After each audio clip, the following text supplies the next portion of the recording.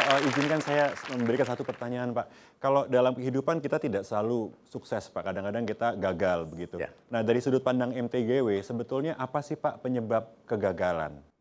Mau jawaban manusia atau jawaban akhirati? Kalau jawaban manusia, kalau Anda gagal karena Anda belum mencoba dengan baik. Kedua, Anda mencoba dengan baik sesuatu yang salah.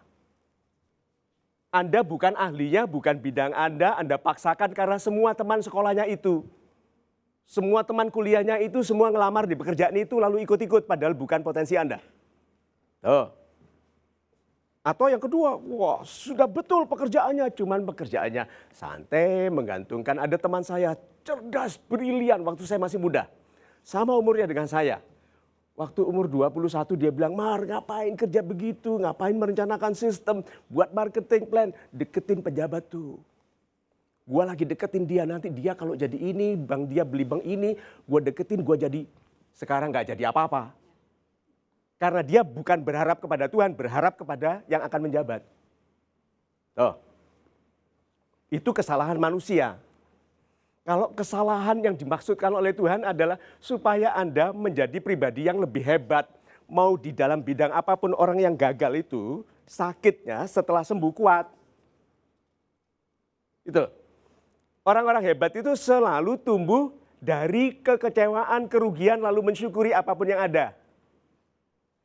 Tuhan itu sering gagalkan Anda itu karena yang sudah ada ini dibuang-buang. Begitu gagal lalu bilang, untung masih ada ini. Untung masih ada ini. Kita lihat meme-nya. Bukan tingginya impian yang menggagalkan kehidupan seseorang, tapi rendahnya kesungguhan. Anak muda jadi kerdil karena takut sebelum gagal. Gagalnya nanti, menginginkannya kan harus sekarang. Nggak masuk akal inginkan sekarang. Itu sebabnya yang menggagalkan orang bukan tingginya impian, Pak. Kecilnya kesungguhan. Itu. Super sekali, Pak Mario. Terima kasih, Pak. Berikutnya yang ingin curhat ke Pak Mario adalah Ibu Agni. Ibu Agni. Silakan, Ibu. Silakan Ibu Agni. Assalamualaikum warahmatullahi wabarakatuh. Waalaikumsalam. Selamat malam, salam super. Salam super Ibu. Perkenalkan saya dengan Agni, usia saya 29 tahun. Alhamdulillah saya sudah menikah dan sudah punya 2 anak. Oh sudah punya 2 anak, Ya. super sekali. Ya jadi saya juga menikah sesuai dengan apa yang saya impikan. Jadi waktu saya masih kuliah saya punya plan, saya sudah memplankan bahwa saya menikah harus tidak lebih dari umur 25 tahun. Jadi ternyata terwujud. Nah, tapi ternyata setelah menikah nggak seindah seperti yang dibayangkan. Oh ya? Iya, masalahnya adalah ketika menikah, saya artinya gimana ya? Saya mendambakan, jadi saya memang dari keluarga yang laki-lakinya yang kurang baik. Jadi artinya, mohon maaf, bapak saya kan artinya tidak menghargai mama saya. Jadi artinya Tidak menghargainya bagaimana? ya pergi. Jadi artinya kurang Suami menghargai. pergi itu harus Bu, pergi ke Maksudnya kantor, bukan begitu Pak Mario. meninggalkan mama. Iya, jadi artinya kurang menghargai perempuan. Jadi artinya apa-apa ya tidak menghargai perempuan. Jadi saya agak sedikit trauma ngelihat laki-laki yang seperti itu. Jadi Suami Anda seperti itu? iya, ternyata setelah menikah dia tidak pergi, cuma maksudnya dia tidak menghargai saya. Jadi Tidak artinya menghargainya ya bagaimana? kasar, sering sekali berkata kasar, dan saya jadi menganggap laki-laki itu kurang ajar. Nah, sampai puncaknya setelah saya sudah 4 tahun ya, sudah 4 tahun menikah, saya sudah ngerasa tidak tahan karena akhirnya sudah sampai dibawa-bawa ke keluarga. Jadi keluarganya dia sudah menyarankan lebih baik pisah saja karena saya sering berantem. Kemudian saya lari, cerita ini saya lari ke balik kampung. Suaminya pergi, ibu lari. Suami saya tetap di sana. Orang Sulawesi, saya lari ke sini. Pulang. Iya, ke kampung halaman. Jadi Sekarang masih menikah? Masih menikah dengan masih menikah. Kelanjutannya rencananya apa? Nah, yang mau saya tanyakan ke Pak Mario, karena orang tua saya juga menganjurkan lebih baik pisah aja, padahal saya sudah punya anak 2. Jadi ibu itu bertanya untuk saya memutuskan, saya ini kan nggak tahu apa-apa. saya bingung, Pak. Sebenarnya saya sempat frustasi. Begitu? Iya. Kalau begitu begini saja dulu. Yang membuat Anda tidak bahagia apa? Itu dulu. Suami saya tidak, gimana ya, tidak baik ke saya. Jadi Oke, good. Itu suami. Nah, suami ini sekarang sedang nonton di Sulawesi, tegang sekali. Karena dia tidak diberikan hak jawab.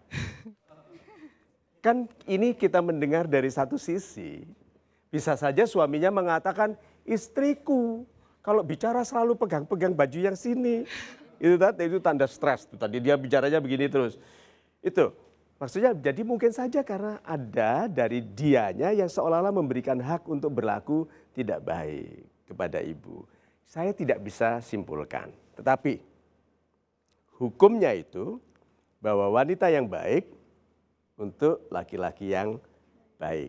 Dan jangan berhenti di situ. Dan wanita yang tidak baik untuk laki-laki yang tidak baik. suami Anda baik. jadi saya nggak baik gitu ya, Pak. Jawab dulu. Tidak ada niat Tuhan untuk mempersulitmu. Ya toh? Tidak ada niat Tuhan untuk mempersulitmu. Nah, saya sedang menunjukkan maksud Tuhan itu mempermudah. Dengan kalimat yang sangat sederhana itu tapi berabad-abad masih benar.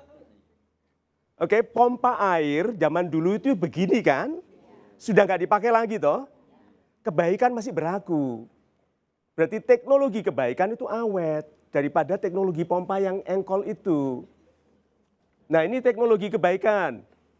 Wanita yang baik untuk Wanita yang baik untuk laki-laki yang baik dan sebaliknya wanita yang tidak baik untuk lelaki yang tidak baik juga. good. Good. Beliau tadi Ibu Agni mengatakan suaminya orang baik atau tidak baik? Tidak baik. Jadi Jadi saya nggak baik ya, Pak. Nanti saya ditunggu di belakang sama dia, Pak. Kalau saya bilang tidak baik.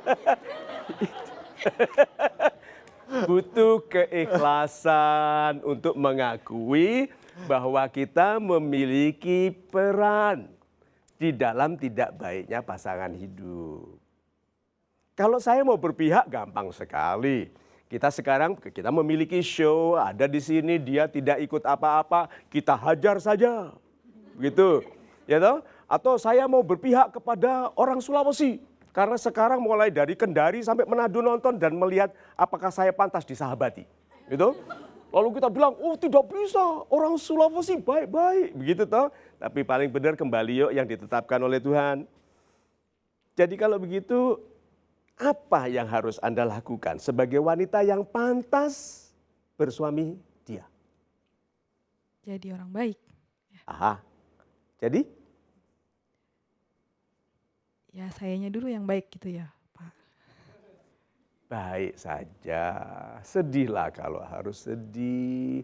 Menangislah kalau kamu tidak tahan karena air matamu adalah doamu saat bibirmu tidak bisa berkata. Sedih, nggak apa-apa. Tapi doakan yang baik baginya.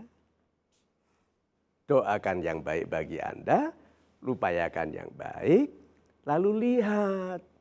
Biar Tuhan yang memutuskan. Kan Anda sudah patuh. Anda patuh pada kebaikan, biar Tuhan yang memutuskan. Dan Tuhan penguasa hal-hal yang misterius. Yang dihadirkannya tidak bisa kita duga.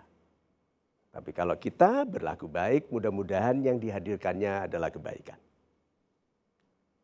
Katakan sesuatu ke Abang Daeng ini. Apa ya? Bingung. Bingung, Pak. Katakan, karena bisa saja hatinya tersentuh dari seseorang yang tadinya keras dan kaku, mau menang sendiri, sekarang menjadi laki-laki yang merasa dia laki-laki cacat kalau istrinya sedih. Kak, jadi orang yang lembut supaya sayanya kuat, tahan. Ya, kasihan anak-anak. Ya, makasih. Itu aja. Gak bisa lagi Pak ngomong.